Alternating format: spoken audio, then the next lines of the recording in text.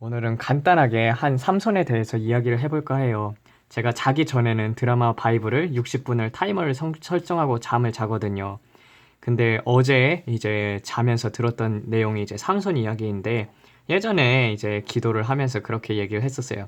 저는 일단 몸이 그렇게 강한 편은 아니에요. 육체적인 나약함이 있습니다. 그래가지고 하나님 앞에서 그렇게 기도를 한 적이 있어요. 하나님, 나도 삼손처럼 큰 힘을 주세요. 그러면 사람들이 하나님의 살아계심을 인정하지 않겠습니까? 했더니 성령님께서 운동하시라고 하시더라고요. 그래가지고 도대체 왜 운동을 해야 하는 건지, 근데 이런 것들에 대해서 좀 하나님께서 구체적으로 설명해 주신 부분들이 있어가지고 그런 것들 한번 나눠보면서 그 삼손에 대해서 이야기를 해볼까 합니다. 삼손은 나시린으로 하나님께 바쳐진 자였었고, 그러면서 들릴라로 인해 가지고 망하게 되죠. 그러니까 그는 사사로 부름을 받아가지고 결국에는 그 이스라엘을 팔레스타인으로부터 이렇게 구출해내는 이야기인데요. 보게 되면은 그 당시에 이런 구약들을 보게 되면은요, 영적 전쟁에 대해서 특별히 다루고 있어요. 정말 이 악령에게 지냐 이기냐로 인해 가지고 그런 것들을 이제 보여주는데, 그 신약에 넘어와 가지고는 사람을 사랑하되 그 뒤에 있는 영적인 전투들을 예수님께서는 계속 치러서 마귀의 일을 멸하러 오신 게 예수님이셨습니다. 그래서 예수님의 일은 마귀의 일을 멸하는 것이고, 구약에서는 그 마귀의 일을 멸하는 것을 직접적으로 보여주시죠. 직접적으로 이스라엘을 대적하는 적들을 죽임으로써 그런 것들을 보여주기 시작을 합니다.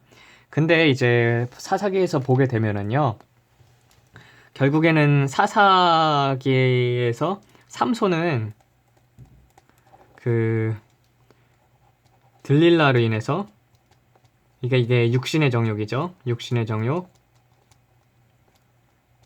이게 계속 이렇게 마귀들이 이렇게 들릴라처럼 우리가 약한 부분들, 그런 부분들을 파고 들어요. 파고 들어가가지고 너 그러니까 이런 것들 생각해. 그러니까 생각으로도 공격을 하고, 그리고 그런 것들을 자꾸 보여주죠. 내가 음란한 부분이 약하다 그러면은 음란한 생각을 계속 떠올리게끔 그렇게 공격을 하는 거예요. 근데 내가 그런 생각에 초점을 맞추는 순간 이미 내가 그걸 보는 순간 싸움에서 지게 됩니다. 그래가지고 들릴라는 그런 것들의 마귀의 유혹에 인해 가지고 지게 되었어요. 그래서 육신의 정욕에 이끌려가지고 결국에는 머리에 삭도를 대고 말죠. 그 삭도를 대지 말라는 법은 이제 민수기 6장에 나와 있어요. 보게 되면은요,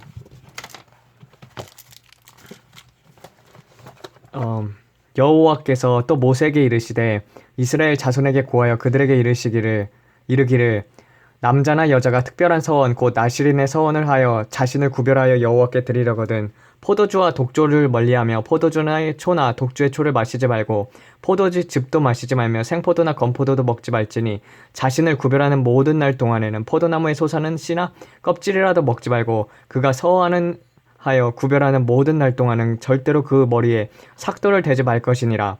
자기 몸을 구별하여 여호와께 드리는 날이 차기까지 그는 거룩한즉 그의 머리털을 길게 자라게 할 것이며, 그가 자신의 몸을 구별하여 여호와께 드리는 모든 날 동안은 시체를 가까이 하지 말 것이요 그의 부친이나 모친이나 형제나 자매나가 죽을 때라도 그로 인하여 몸을 더럽히지 말지니 이는 자신을 구별하여 하나님께 드리는 표가 그 머리에 있음이라.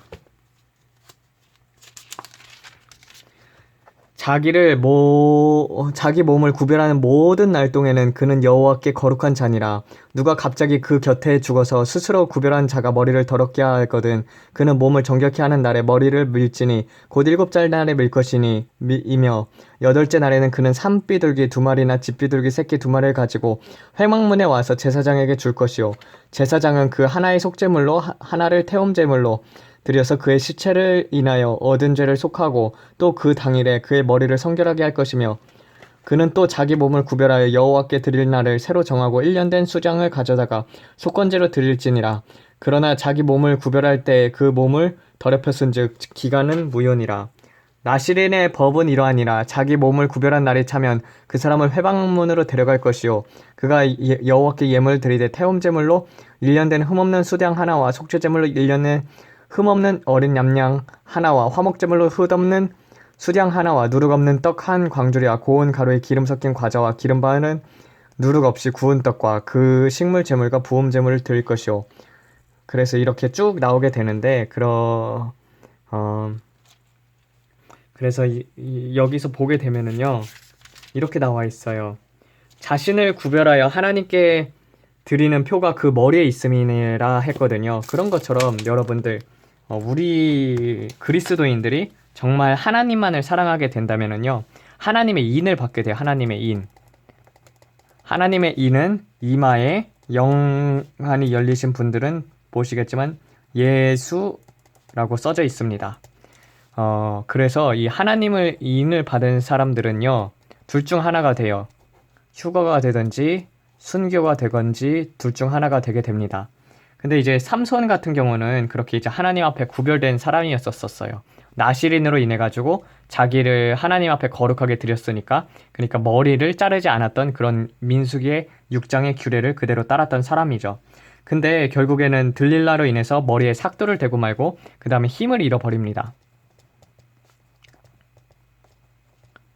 그래가지고 하나님께서 어제 이거를 들으면서 이 성령님께서 그렇게 얘기를 하더라고요. 우리가 하나님 앞에서 그리스도인이라는 것은 하나님 앞에 구별된 존재들인데, 그렇기 때문에 구별되었을 때 하나님의 능력이 나가고 하나님의 말씀이 선포가 될 때 사람들이 변화가 일어나는 것인데, 우리가 거룩함을 잃어버리게 되었을 때 힘을 잃어버린다 하시더라고요. 즉 하나님께서 가까이 하지 않는다는 것입니다. 하나님께서 떠나게 되면은 다시 그런 효력을 잃게 되죠. 근데 삼손 같은 경우는 그렇게 머리에 삭도를 대고도 다시 힘을 얻었었어요. 그 이유가 무엇이냐면요, 사사기 16장을 보게 되면은요, 그러나 그의 머리털이 밀린 후에 다시 자라기 시작하니라 라고 되어 있거든요. 그래서 보게 되면은 머리털이 잘렸었죠. 그러니까 그런 다음에 눈이 뽑히잖아요. 삼손이 눈이 뽑히게 됐죠. 눈이, 그래서 보게 되면은요, 삼손 눈 뽑힘, 예수님께서 손이 이제 잘못을 행하거든, 손이 죄를 짓거든, 손을 잘라버려 한 손을 자르고 천국에 들어가는 게 낫고, 눈이 잘못을 하거든 한 눈을 빼버리고 천국에 들어가는 게 낫다고 하잖아요. 이걸 사람들이 상징으로 생각을 하는데, 정말 말씀 그대로 여러분 하나는 한쪽 자르고라도 천국 들어가는 게 훨씬 낫습니다. 육신은 그냥 보이는 것이고, 그렇지만 영은 안 보이지만 그것으로 인해서 영생의 결정이 되기 때문이에요. 그래서 삼손 같은 경우는 두 눈을 뽑자마자 정말 그제서야 이제 하나님을 보게 된 거예요. 그래서 두 눈을 뽑고 회개를 함으로써 머리카락이 이제 자라나기 시작을 하잖아요.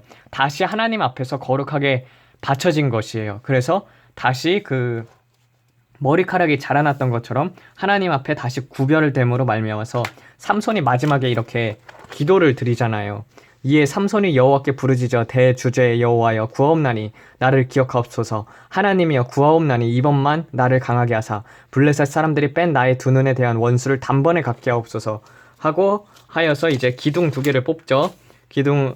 삼손이 집을 버텨 올린 두 가운데 기둥을 하나는 왼손으로 하나는 오른손으로 밀어내면서 삼손이 말하되 블레셋 사람과 함께 죽길 원하노라 하고 힘에 다하여 몸을 굽히네 그 집이 곧 무너져 그 안에 있는 모든 군주들과 온 백성이 덮이니 삼손이 죽일 때 죽인 자가 살아있을 때 죽인 자보다 더욱 많았더라, 이렇게 돼 있었거든요. 근데 이 부분을 놓고 이제 나는 진짜 그 신학자들이 제일 이해가 안 되는 게, 도대체 어떻게 신학을 배워먹었으면 자살해도 천국을 간다고 가르치는지 모르겠어요.